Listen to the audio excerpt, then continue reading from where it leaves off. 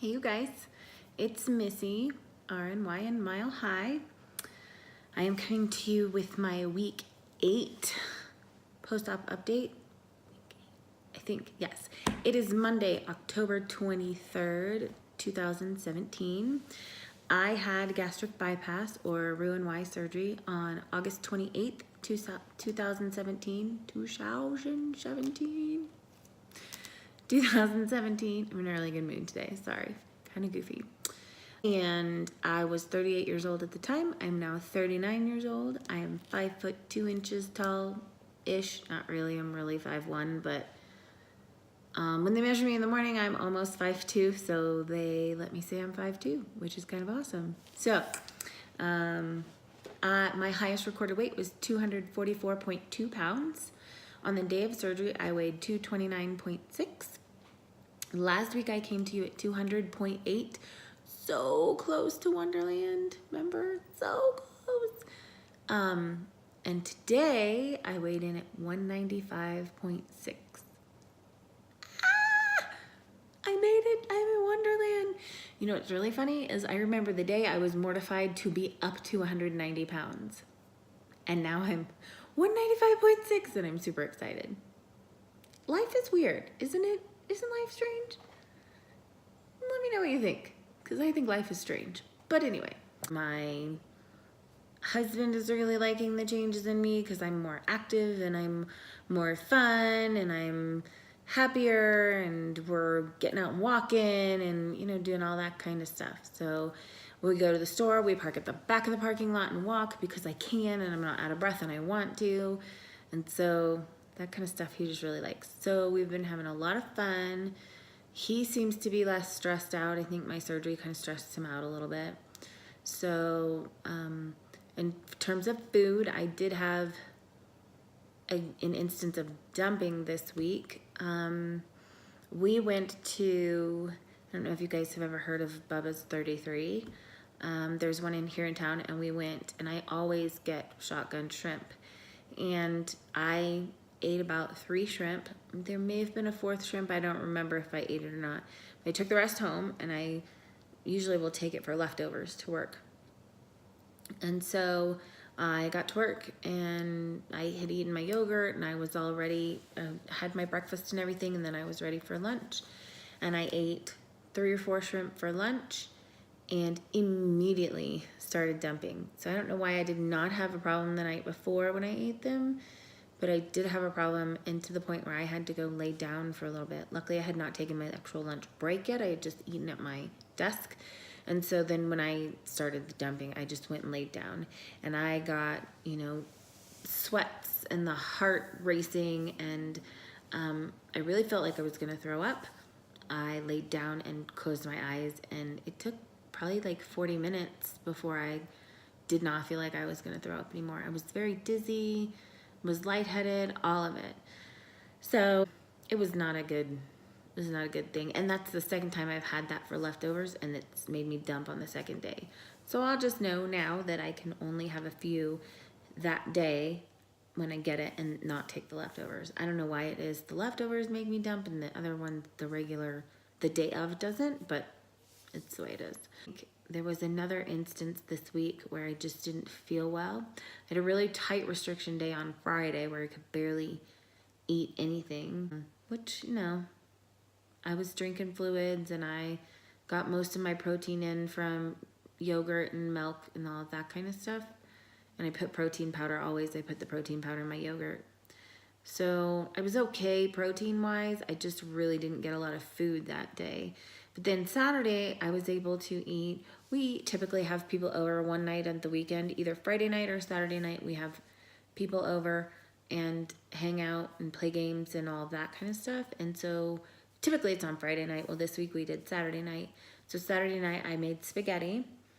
And I always make spaghetti squash for myself and my husband, or I'll make zucchini noodles.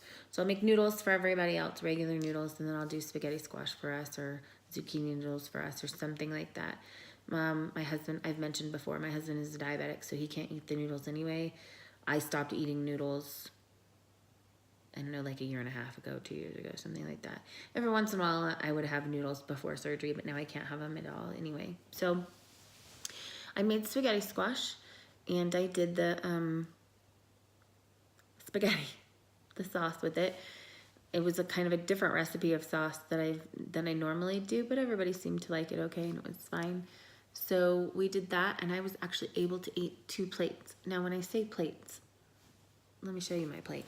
This is the size of the plates I've been using. They're like this. This is my face. They're not that big. And then I only put probably this much on a plate. So I think it measured out between like 3 and 4 ounces, and I was able to have one, and then I waited a while, probably an hour or so, and then I had another one. So yeah, I was able to eat fine that day.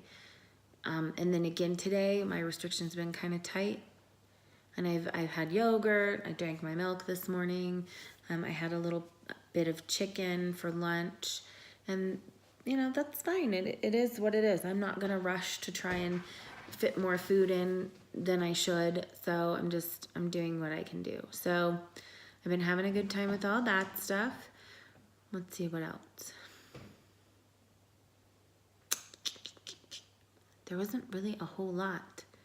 I saw somebody yesterday that hadn't seen me in 4 weeks, and she was amazed at how much weight I've lost, which is funny because, again, I told you last week I don't see it that much. I see it sometimes in my face, and then somebody took some pictures this weekend, and I saw it a little bit in my face, but evidently my clothes are starting to hang a little bit too, so, which is nice. So, I didn't give you my totals. So this week, since surgery, I have lost 34 pounds, and since my highest recorded weight, which was not long before surgery, I've lost 48.6 pounds. So almost 50 pounds. Yikes, that's amazing. So I have a feeling it'll probably slow down. Of course, I've been saying that. You know, I stalled for a little bit, like week 4. I'm looking at see, I keep a record of all of it. So I'm looking at that. And I stalled a little bit like week 4-ish, I think is when it was. 5, yeah, between like week 4 and 5. And then a 5.2 pound loss is that's pretty big for me, I think that's pretty big. So I was pretty impressed with that. So we'll see what happens this week. Yeah, and then, I don't know, I'm just trucking along. I'm really enjoying life. I'm happier. I'm able to breathe. That's the big thing, you guys. I know that it's like, oh my gosh, she says that all the time. Being able to breathe is huge for me. So, and I think that has to do, some people that are on my Facebook may have seen that I said my voice is back. So, and I've talked a little bit about it before. Vocally, my tone and my range was only a little bit shorter than it had been when I was at my peak vocal ability. And it's all back. My tone, my range, everything is back. It's not perfect yet, but it's back. So I'm super excited. And all that has to be because of this. So, has it been hard? Absolutely. Don't let anybody ever tell you it's the easy way out, because it's not the easy way out. It's fast. So I think that's what people associate easy when they say, oh, you took the easy way out. I think that's what they mean, because they just see from your beginning and then that it goes fast, especially at the beginning.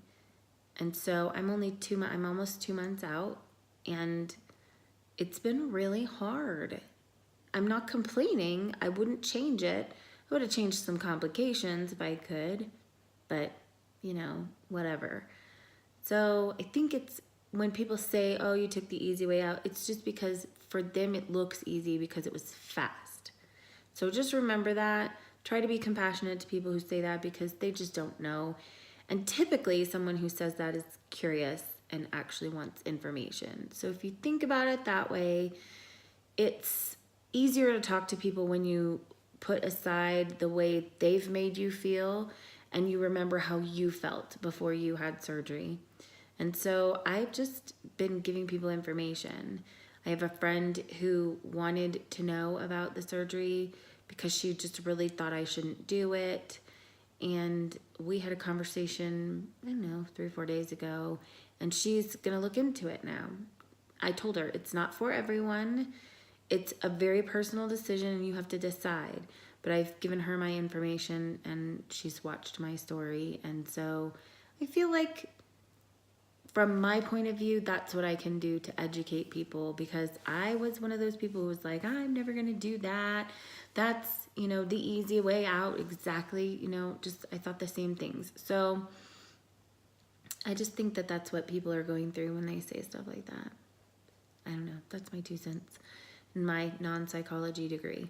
So just try to remember and be compassionate. That's my thing. I want to always treat people with compassion and love, even if they're not treating me that way. So yeah, that's really all I got for you this week. It's not a super long update. I've told you some of my NSVs. Oh, there's one more that I need to tell you, and that is I can cross my legs. I know that sounds ridiculous, and that's not a big deal to anybody, but I can cross my legs. And I couldn't do that before.